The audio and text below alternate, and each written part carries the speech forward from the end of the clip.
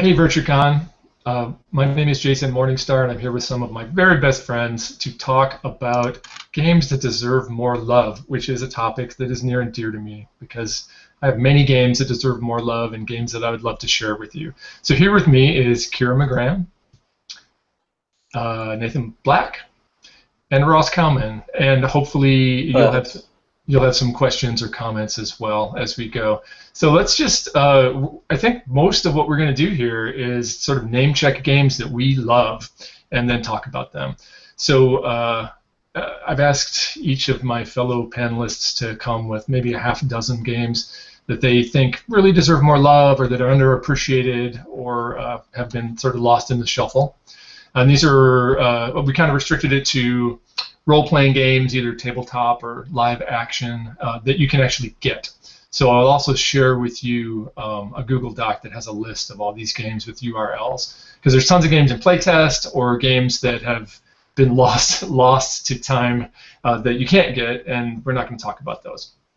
I also sort of asked a couple other people who I know would be enthusiastic about this topic to give us some games, and so we'll talk about those as well. But first, let's go to Nathan. Nathan, give us a game. Tell us a game that you're excited about that you think does not get enough love and needs more. Right when I'm messing with the lights. that's how where I roll. Right.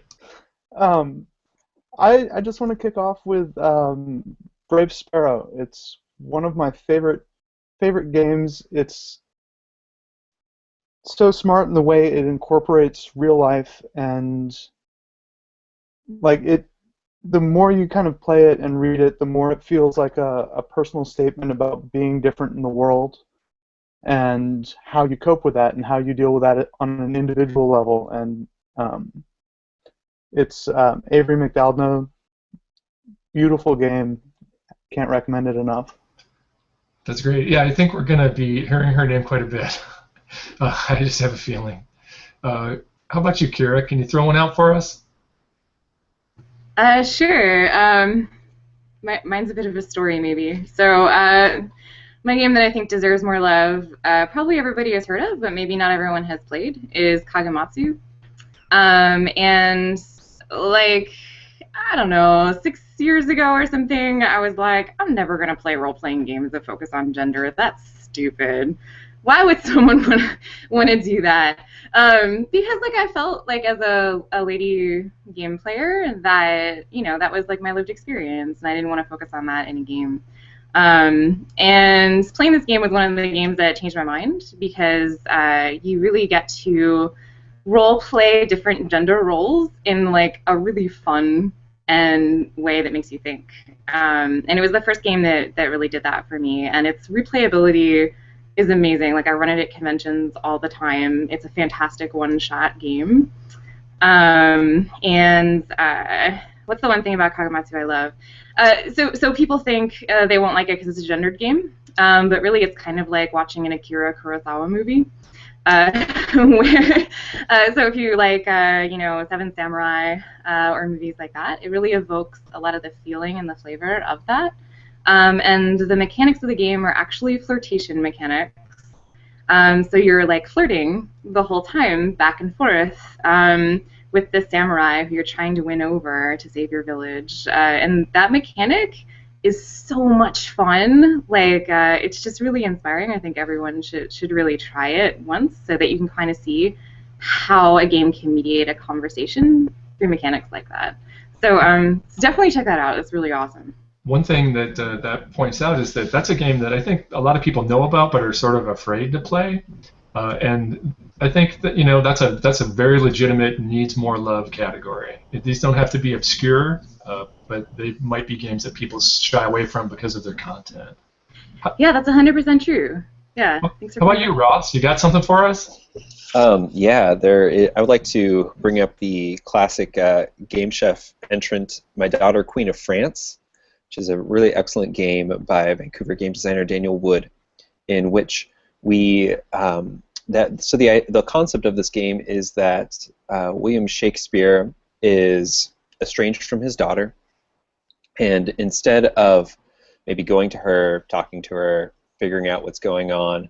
What he's decided to do is gather all of his actors together and have them act out scenes from he and his daughter's life together.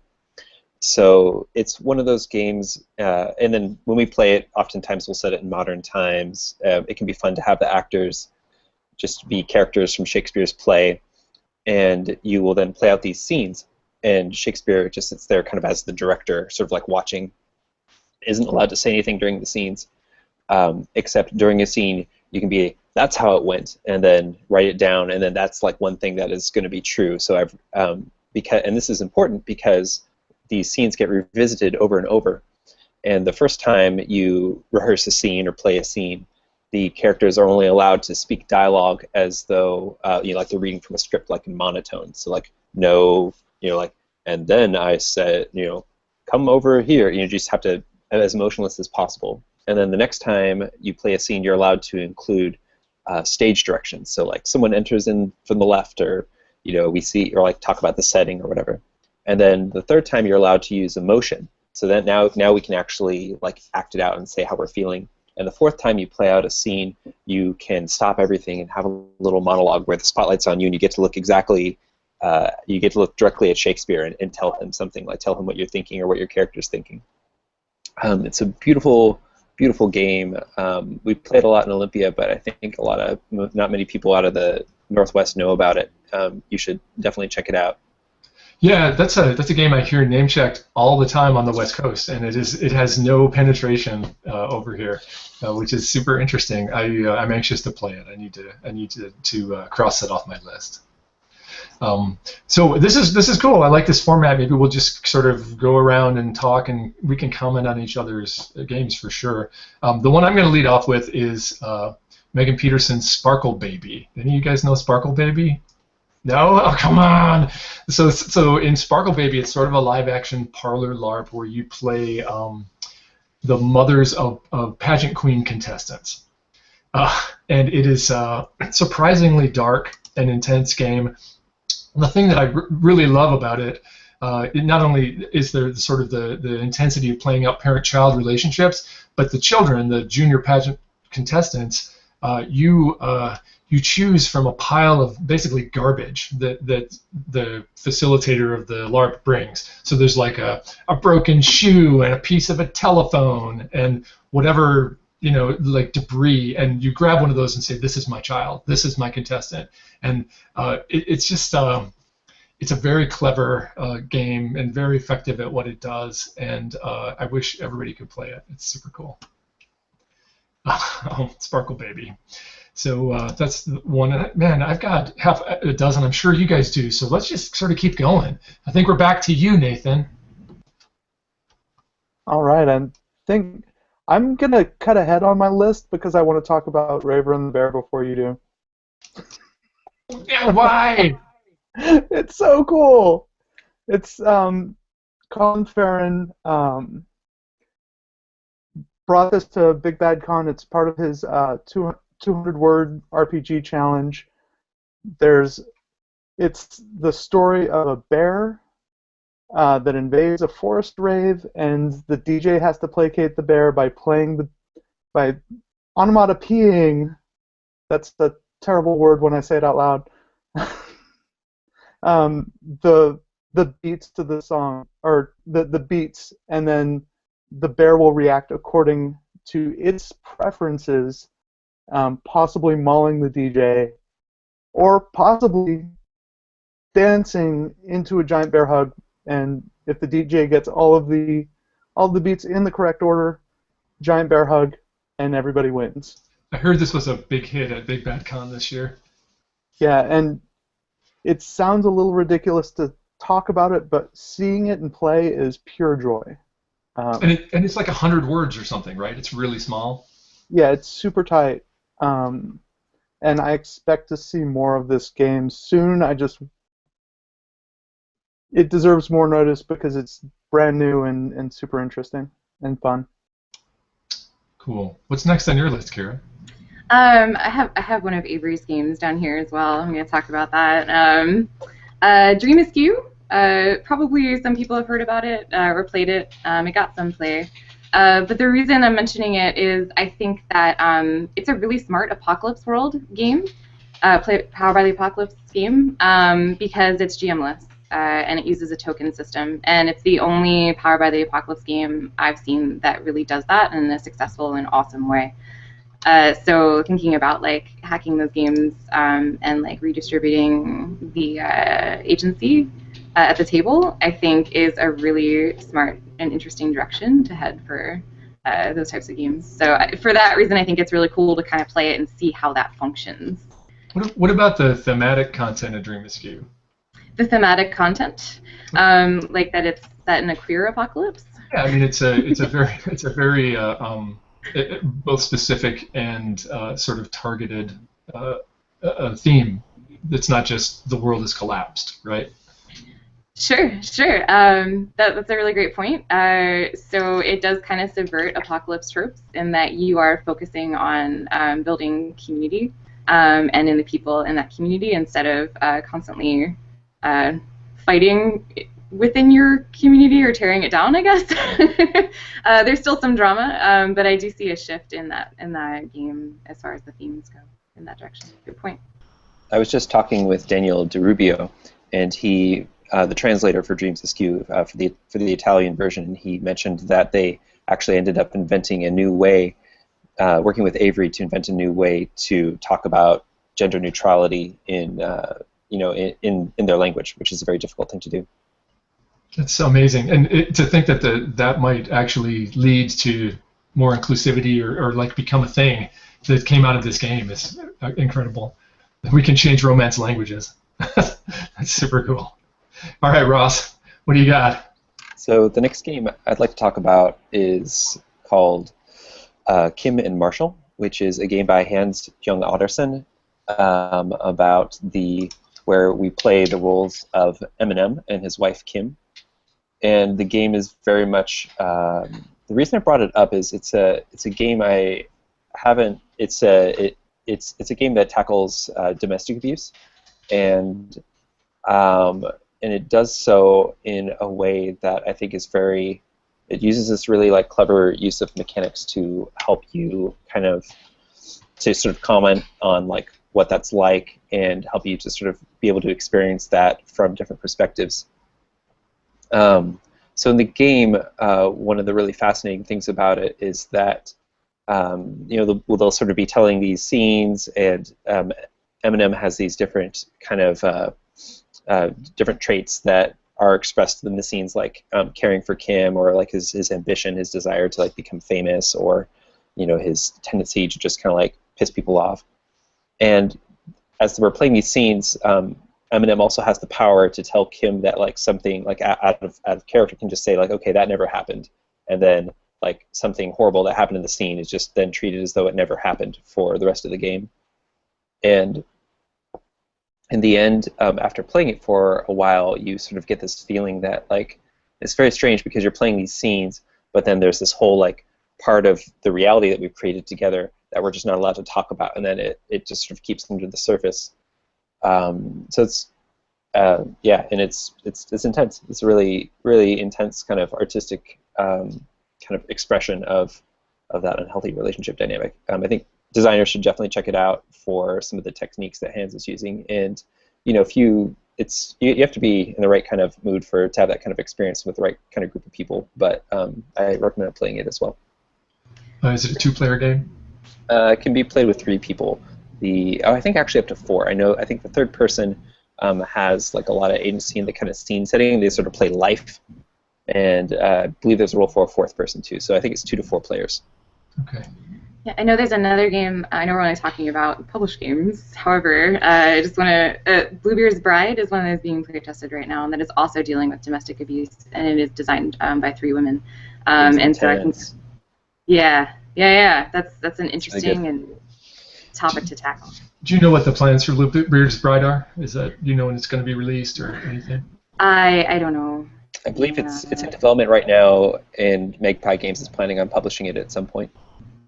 Cool. We'll probably find out more at Metatopia this year. I'd love to try it. I've heard a lot of good things. So back to me.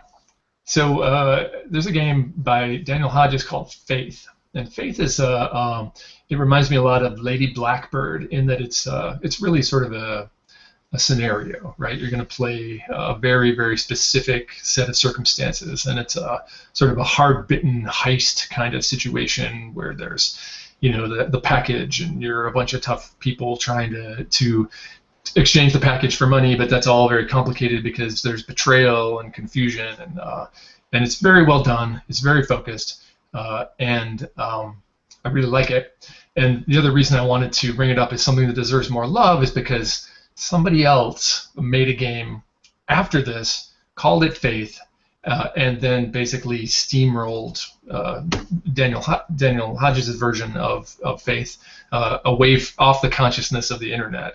So if you look for Faith RPG, you'll find this, tepid, mediocre science fiction game when his actually very clever heist game is almost impossible to find, which is really sad. And it doesn't seem like, and he's sort of been in dialogue with them, and they haven't treated him very well. So that's disappointing. And his version is cool, and I would urge people to check it out. If you like focused games, if you like sort of high testosterone drama, it's a cool game. So that's my next pick. Just as a reminder, if you're watching this and you have questions for us or comments or games that you want to recommend as games that deserve more love, just make a comment, and we'll talk about that too. I think we're back to you, Nathan. Nathan, you stole my Raver and the Bear reference. We might just break down at the end and play this game. We probably need to, yeah. Well, let me steal another game of yours. Now, I want to talk about 316. It's an older game. It got a lot of I imagine it got a lot of attention in the day, but it's really well done in that it's two stats. Like, the weapons have more stats than the characters. Everything about this game is a statement about kind of the dehumanization of war, dehumanization in and around war, and it's really kind of a beautiful breakdown of how you dehumanize everything in that type of situation. Also, I just got a drink.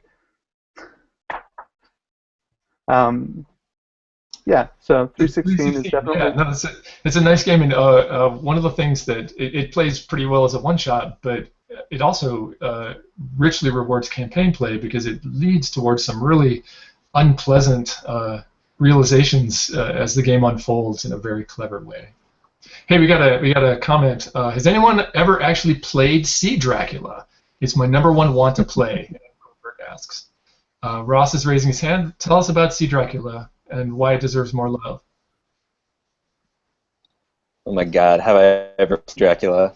I've been the backing band for like 3 different Sea Draculas, and I've played it in probably because Jackson Tegu, who lives in Olympia, has been developing it for. He took the game, which was originally written by Jake Richmond, and then he wrote Advanced Sea Dracula 2nd edition, and then he wrote another version of Sea Dracula. So it's been a big part of the Olympia punk scene for 5 years. And anyway, it's probably not super well known because you kind of need. It's an event, right? It's an event. You get a bunch of people together, and no, you can't, Nathan. Jackson's games are never available, ever. Can't ever have any of them. You have to move to Olympia for them. I'm just kidding. You can ask him. Maybe he'll give it to you. So the I'm responding to comments. Can anybody else see the group chat? Is that just us? Is anyone but me? I can see it. I don't think anyone but us can see it. Yeah, it's just... Okay, cool. All right, so Nathan was just wondering if it was possible to get Sea Dracula 2nd edition. Probably not, but you might be able to get one of the newer ones. So anyway, it's we are all lawyers in Animal City, And the thing about Animal City is, and we're fighting over this court battle, like there's been a murder or a robbery or something. And each lawyer is in charge of running, of arguing a different ridiculous point that may or may not have anything to do with the case. So I might be trying to argue that the client, in fact, was a big ate at Denny's the morning of the event, or that gravity is real. You just whatever you want to argue. And then instead of arguing through rhetoric like normal lawyers, the court case is really a series of dance battles, which is where the live band comes in. So, we have these dance battles, people vote on them, and who, the better dancers are correct. And at some point there's a big boss monster fight, like a boss monster comes and attacks, and you have to like outdance each of the boss monster's appendages. It's great, a lot of fun. See Dracula. See Dracula. I added it to that document. Great. Hey, Kira, what do you think? What do you got? So I have a few games that I think deserve more love that I haven't actually played myself. That is okay. Totally okay. So I just wanted to talk about Emily Kiraboss's romance trilogy. She's going to be actually re-releasing them. I can't remember all of them off the top of my head. Breaking the Ice. This is a terrible... Shooting the Moon. Shooting the Moon, yeah. Just Under My Skin. Under My Skin, thank you. And they were, designed a while ago and kind of were some of the first games to deal with romance, and mechanics for that in a game. And I think that they look really rad. People have, said that they're freaking amazing. Emily is an awesome designer. And it's games like this, I think, that for a while have kind of been under the radar, and I think a little bit of it is because of who's designing them, and it's also really hard to find games designed by women. Like I was thinking of when I was coming on this panel, what games can I promote that don't get much play that are by non-men in the role-playing game scenes, and it was really hard. I could think of a ton of them that aren't published or that are hard to get, right? So game designers, if you're watching this, please put your games online, even if they're free. Put that PDF up there so you can share it with people. Just put it on a, I started a PayHip account this week just to, put my game online. So that was new for me. Do that. Yeah, and Rich comments, which I can second, that Breaking the Ice, which is a two-player game, works great play by post or in a distributed asynchronous way. Super good game. All three of them are. Yeah, that's a really good recommendation, and they do deserve more love. Yes. All right, Ross, you gave a rousing endorsement for See Dracula, but if we're going to keep with our rotation, we need to get back to you. All right. I love talking. Okay. Next, so this is a game designed by a woman. Her name is Caroline Hobbs, and her husband together designed this fantastic two-player game called One Missed Call. Yeah, this would have been a great... It's a little freeformy. You sit back to back while you're playing the game, and in the game you play two people who are either lovers or close friends that are you're two people in a long-distance relationship. So you sit back to back. Each of you has a little piece of paper it's got your cell phone on it, and it's got this list of phrases. And we take turns calling each other. And when I call, you go ring, ring, ring, ring, and I can't remember, it's 5 rings or something, and the person will either pick up, and then you have a little conversation. And during the conversation, you have to say one of the phrases, where some of them are really innocuous, oh, it's been a while since I've seen you, and some of them are a little more telling of your relationship. Or you can choose to let it go to your voicemail. And if you choose to let it go to your voicemail, then the person leaves you a message. And when they do that, they're going to cross off one of those phrases. So this is something they're never going to tell you. Super good. Yeah, that sounds really cool. I know. It's just it's a brilliant concept. It's pretty quick to play, 20 minutes, two-player game. Download, print up, and play One Missed Call right now. at the end. There you go. It's a rousing endorsement. Hey, so I'm going to use my prerogative as the moderator of this panel to give some recommendations from people that I just kind of polled in the community. So our friend Clinton Dreisbach, when I asked him this, he said, "Oh man, Joe Prince's game Contenders is a game that deserves more love." I can totally agree with that. Contenders is a game about boxing, which on the surface probably repels you, but like I don't care about boxing and know nothing about it, but Contenders is so well done and so interesting, and it's so much about the sort of human core of hope and pain, which are really your two stats in the game, that it's very compelling and it's wonderful. He and I and our friend Rami and our friend Shane played Contenders after watching Raging Bull, which is a really nice combination. So Contenders is good.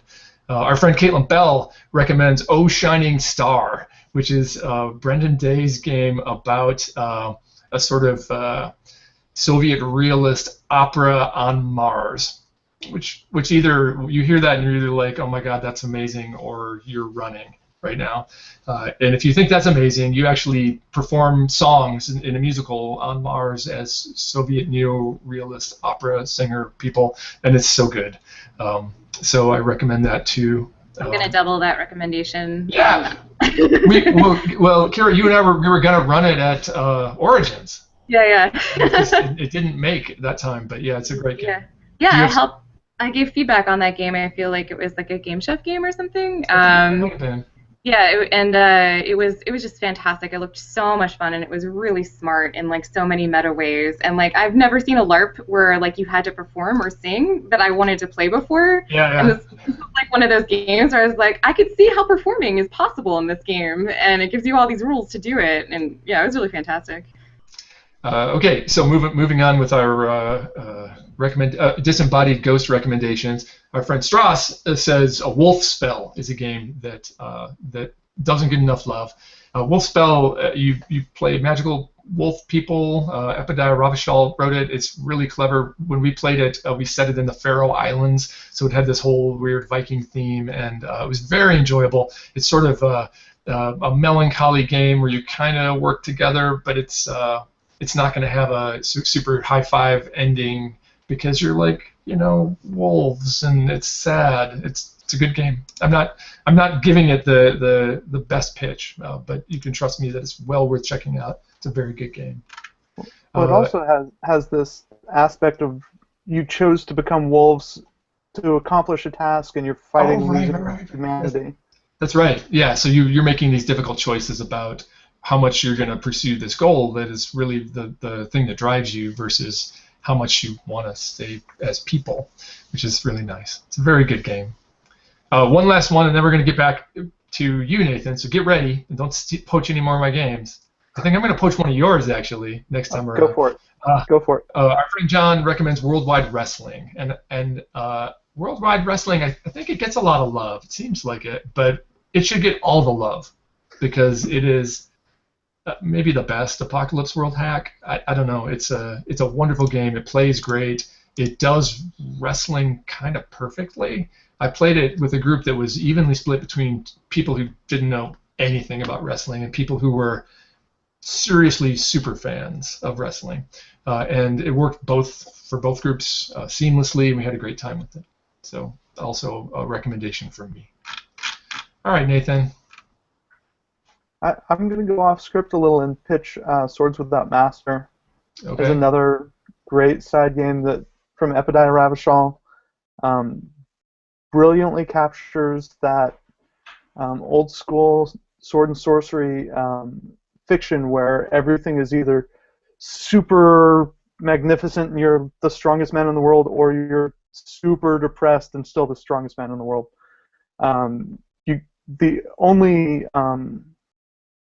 The only mechanic for resolution is whether or not it resolves in a triumphant way or in a sad way. And one of the things I love most about this is the actual physical ritual of passing dice to pass the momentum of the story around. And I like games with a touch of ritual to them, and it really handles that well. Swords Without Master. Okay. Are we back to you, Kira? Yeah, Swords Without Master is fantastic. I loved it. I'm a huge sword and sorcery fan. I'm just gonna second that because it's amazing. But I have another game. What was my next thing I was gonna say? I'm a huge Alien fan. I really love Alien, and I'm not a huge Torchbearer fan. Uh, but the Torchbearer hack USMC is like basically the Aliens Space Marine hack for Torchbearer, and it makes me want to play dungeon crawls, while playing Space Marines. It was really fun. I tried it at Origins last year. If you really like Aliens as a genre, but you're not really super into crunchy games, I'd say give it a try anyway, because it really did emulate the feel of being on a spaceship and isolated, or on a base and being isolated and having to like worry about how much food you're eating before the aliens attack again. So yeah, it was really fun. That would be my next Needs More Love game. USCMC. USCMC, sorry. That's all right. I looked it up to add it to our document, and then I want people to get confused. Okay, Ross.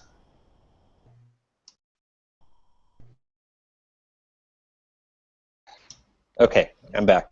Yeah, so next I wanted to, this is like, when you're at a con and it's like the last day of the con and you kind of want to just like hang out and talk with everybody, but you feel really guilty if you're not playing a game.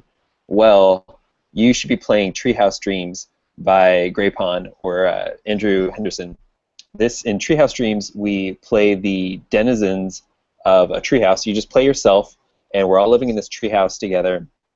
And the game comes as a deck of cards, which I linked to a beta where you play with like a playing deck of cards. But there's also in the works. He's like working on publishing the actual deck of cards. So you take this deck of cards and you spread it out on the table between you all in the shape of a tree. And then we take turns drawing the cards, and they say things like, like the game room. This is a room where you all like to hang out and play games. What does it look like? What kind of snacks are there? Everyone gets to add like one game that we're going to play that's in the game room. And so then we all just go around the table and like talk about like different things. And then there'll be like another room where there's like a jewelry box. Like describe what the jewelry box looks like, and then like open it up, and everyone gets to say like one kind of jewel that's in the jewelry box. And it's just this like beautiful getting to know you game. And I've seen like little kids play it. I've played it with like 6-year-olds. You can play it with a bunch of gamers. It's just a really great vehicle to for all those like funny little inside jokes and stuff that you have in a group of friends. And it's just really sweet to like imagine like the awesome treehouse that you get to build, where you get to live with all of your friends. And there's something particularly poignant, I feel, about playing this at a con, because like there's so many of these people that we only get to see, that we really love. We only get to see for these like little bits of time. So it's kind of fun to fantasize about, oh, what if we just like had this like sweet place where we all live together. So anyway, Treehouse Dreams, check it out. That sounds good. So my next game, I'm going to cheat and do 2 games, but they're by the same team, which is Richard Lacey and Kevin Barthold. And they're Witch, The Road to Lindisfarne, and Marquis of Ferrara. And they put these out as Pompey Design Crew. There are a couple of guys in the UK. And Witch is it's basically a hack of Montsegur 1244. So if you played Montsegur, you know that it's a very sort of linear game that has a very defined ending. And when you reach the end, you're going to make a choice. And the choice is essentially binary. And Witch is that same setup, but in a different setting, and in one that's probably more accessible to a lot of people, which makes it a sort of good gateway drug for Montsegur. I think Montsegur is a superior game ultimately, but it also takes a lot more investment. And so Witch makes it very easy to approach. It's got some sort of genre trappings. You're a bunch of guys during the plague taking a witch in a cage to Lindisfarne, where she's going to be either burned at the stake or set free. and that's the choice you're going to make. And somebody plays the witch, so it's you're documenting this journey as you go and making the decision about what's going to happen to her. And of course, she has a lot of agency in that decision as well. So it's really it's a very sort of dark game, but it touches on a lot of genre trappings that people are very, very familiar with. And it's very well done, and it's always fun, and it never plays the same. So that's one. And the other one is Marquis of Ferrara, which is a really clever game that they've done that doesn't follow that sort of prescriptive logic in the same way, but is clearly influenced by that same line of game design. And in Marquis of Ferrara, there's also some like archipelago, ritual phrase kind of stuff going on. You're playing people surrounding the recently dead Marquis of Ferrara, who one of you killed. So it's kind of a murder mystery, but it's also a political game, and it's very arch and clever and really fun. And nobody talks about these games. I don't know why. They're both really good. So there we have it. Should we do more recommendations from our peanut gallery, or should I go right back to Nathan? What do you guys think? I like a peanut gallery run. All right. Okay. So, but briefly, some more games from our friends. Another game that Clinton recommended was Brad Murray's Diaspora, which is a great game. Diaspora takes fate into a sort of science fiction direction, and then strips away a lot of fatishness from it to just sort of the science fiction core. Another game that Caitlin recommends is Bacchanal, which is... Have any of you played Bacchanal? No. Bacchanal, it's about a bacchanal in ancient, I don't remember, somewhere near Rome, Verulamium or something, and you have an elaborate series of specifically colored polyhedral dice that do various things, and there's a lot of sex and drunkenness. I've not played it either, but it is well regarded. That was a Game Chef game. That came out of the same year that the Shab al-Hiri Roach did. And Strauss also recommends Archipelago, which I'll second. I'm a huge fan and supporter of Archipelago, which is Matthias Holter's game that was inspired by Earthsea. So ostensibly it's a game about journeys, about moving from place to place and sort of discovering new things and yourself at the same time. Super clever game that is very, very open-ended and uses ritual phrases to sort of promote the action in really, really interesting ways. I've had nothing but success with Archipelago. If it lands on my table, we have a great game, and that goes for conventions with strangers and my home group. Everybody really likes it, so I can't sing the praises of Archipelago enough. There we go. So there's some peanut gallery recommendations, which will bring us back to Nathan. And I hope you don't recommend the one I want to steal from you. Let's see what you say. Soft. No! I was totally going to steal it. We're going to play that starting next week here. Anyway, here on G+, because that would be awesome. That would, no. Yeah, I guess the four of us could play it, but no, my home group is going to start a game of Soth. Go ahead, tell us all about it. Well, first I want to make a quick plug for Love in the Time of Sade, which is an archipelago. Archipelago hack by a little-known designer named Jason Morningstar. Very, very good intro to the mechanics of Archipelago, and a great starter set that you can just throw down. Hey, just not to interrupt you, I apologize, but the sequel to Love in the Time of Sade is in layout right now. Wonderful. Yeah, and it's way better. It's super cool. Cool, I can't wait to play it. I'm going to talk about Soth really quick. Soth is a game about people. So the players are all trying to summon an elder god, but as you play, as they get crazier, as they get deeper into this cult, they're all members of a cult.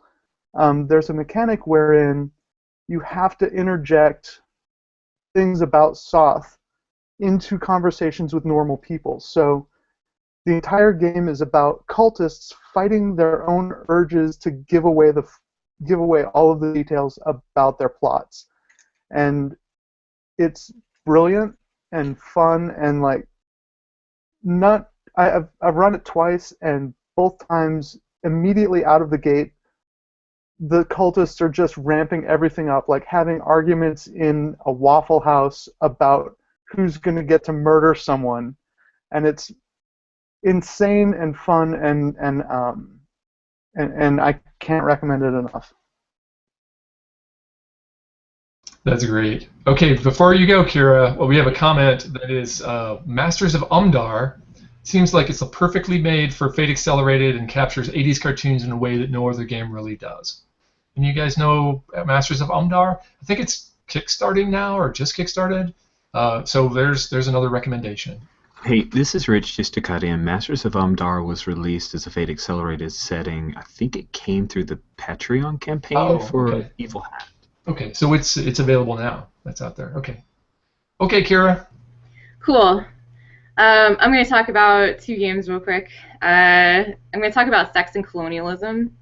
So one game is called Summer Lovin', and that's the sex game. And it's a live action game. It's like a free form LARP maybe, but it comes from the Nordic lands, designed by 3 ladies.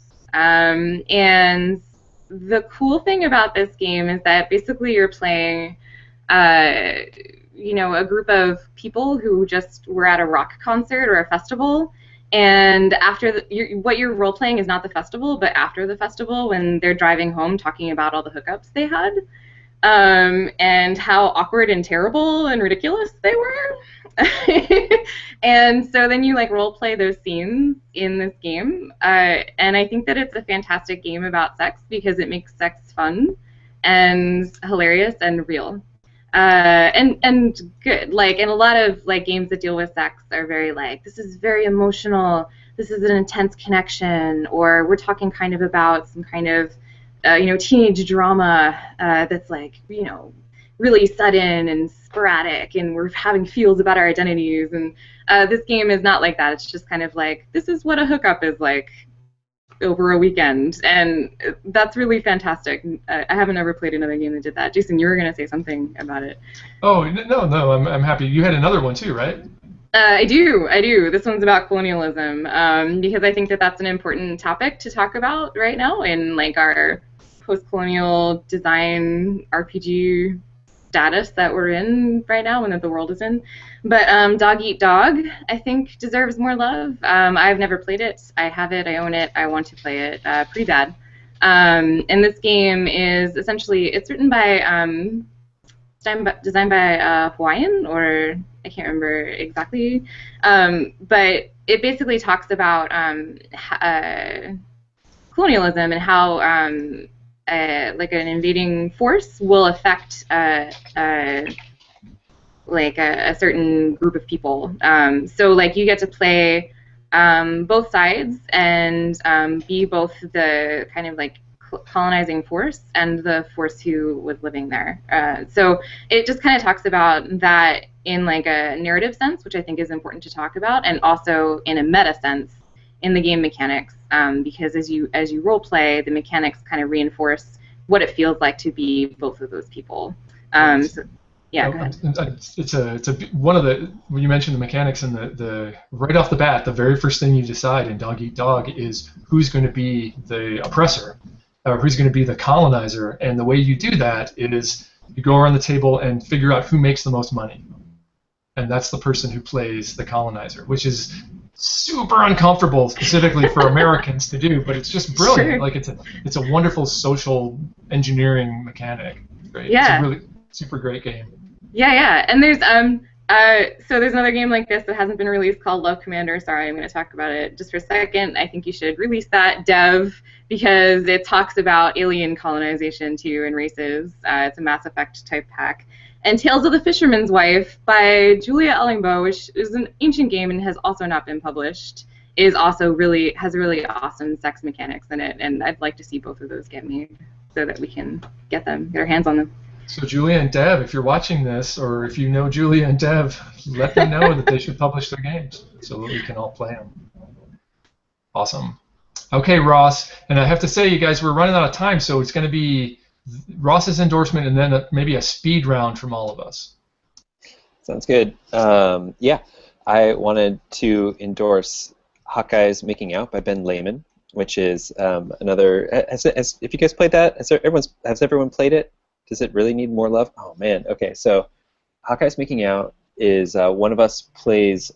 It's for up to 4 players, and is about a romance in in kind of like a revolutionary Spain, where Honore, I might be getting the names. There's Honore and Gonsalvo, and Honore is this wealthy nobleman who's like living in the mountains, and Gonsalvo is this like young man whose like family has been killed or captured and has been sent to live with Honore. And you can also play the butler or the maid, and the butler is kind of like this weird like sort of Batman kind of like character who has like a lot, you know, he sort of takes care of any problem that there happens to be, and then Maria, the maid, is also in love with Honore, so there's a little bit of a love triangle going on. And what's brilliant about this game is how it's got like a real simple card mechanic to kind of regulate what we get to talk about in each scene, and so you might either get to share, depending on which card you have, you either get to share like just like a brief moment, like about the setting, or you know the wind kind of blowing through the trees, or how the rain falls on your umbrella as you're standing there, you know, at the entrance to the house, having just gotten out of the car.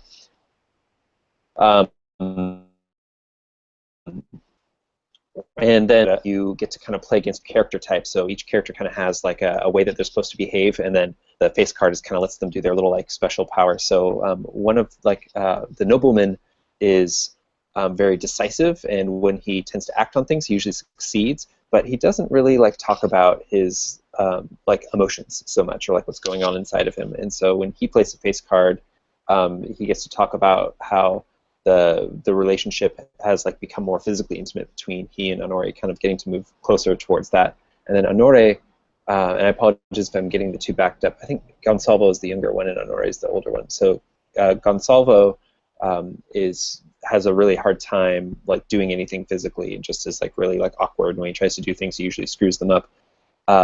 And when he plays a face card, he gets to talk about how they become like the relationship becomes more like emotionally intimate. And then there's also some kind of threat looming in the background, like Nazis coming to. It could be like either Maria's jealousy or Nazis that are coming to capture Honore. And the ace cards, as they come into play, like the threat gets more dire. So there's kind of that's kind of going on as well. So yeah, great game to play if you just want to hang out and talk about Hawkeye's Making Out, which you should want to do because it's fun. Okay, back to me. Yeah, so Golden Sky Stories. You guys familiar with or played Golden Sky Stories? It's a game by Ro Kamiya and Sugamagi Hanpo. So it's a game from Japan that is definitely coming from a tradition that is different from the Gygaxian well from which many games sprang here. It's kind of a feel-good game. You're playing gentle animals that are going to solve problems, and it's very positive, it's very collaborative, and it points in a direction that many games don't. And I don't know. It seems like it gets some love, but I think it could get more. And certainly as a game designer, it's a revelation, just because of the way that it handles tone. I think is fascinating and well worth checking out. All right, it's time for a speed round, you guys. We've got 5 minutes left, and so basically, let's just go around and shout out the names of some games that we really like. So turn your microphones on, and we're just going to go in rotation until we're exhausted. You guys ready? Ready. Kira's not ready because her microphone's not live. There we go. Okay. I'm ready. Go, Nathan. Nathan, go. Spokes of the Wheel, Gabe Baker. Small, beautiful games that reflect the seasons, and they're all wishing games, and who doesn't like that? Go, Kira. I just published a game with Miguel Baker, Philomena Young, and Dimpna C about witches. It's a witch anthology, and they're games about community, women's work, tarot advice, and ritual spaces, and they're all super excellent, and I'm pretty excited about them. And they're all available now? They're all available right now on the internet. It's called Calling the Quarters. Awesome. Ross, go! How We Are Like the Wind, a game by Jackson Tegu, available through his Patreon, where we play two people that have been parted for some time and are now coming back together again. What's unique about this game is that we create this relationship, and then you actually like paint the map of the world, of the terrain that lies between the two of you on your arms, and kind of make this like joint map between the two of you as you're playing the game.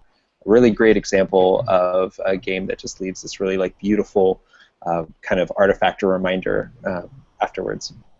Awesome. Jason, go!